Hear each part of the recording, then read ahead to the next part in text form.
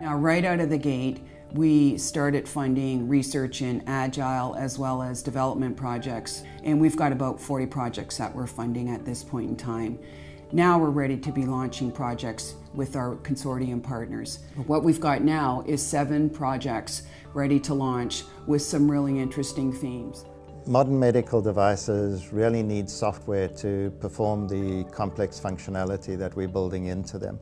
One of the medical devices we're working on, which is an insulin pump.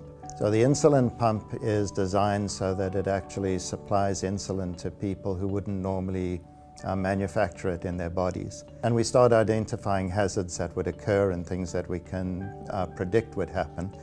Those 2 things we would start off with. So underdose or overdose the patient with insulin would be hazards that we need to mitigate against.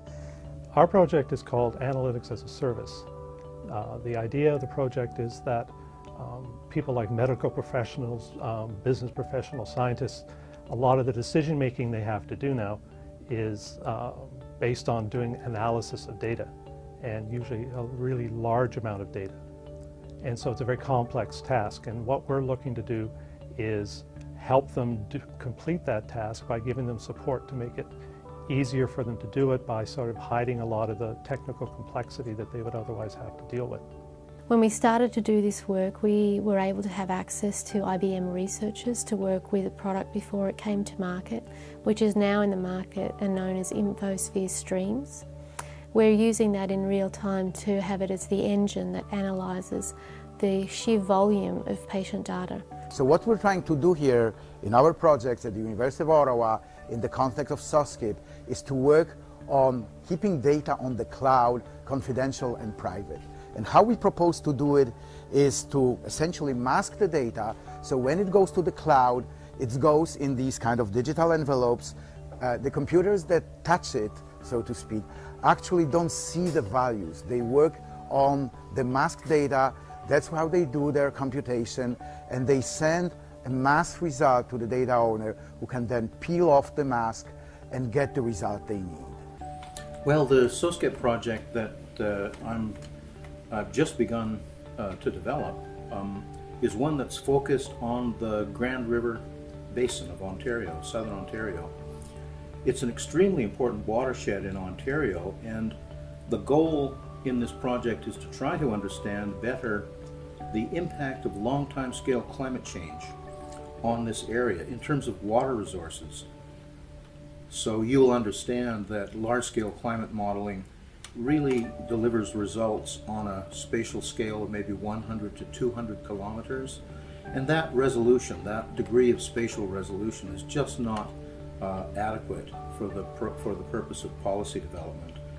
So this is a very interesting interplay, if you like, between highest technology from the computer science and high-performance computing perspective with the needs of policy development in the area of environmental change. The impact of this research project will be a good study of the different aspects and effect of weather-related conditions on the total performance or the performance of the utility in general. The impact of this research will be beneficial to the utilities and the owners of the renewable energies, because this way they can predict and know to a certain degree of certainty the output of these generation.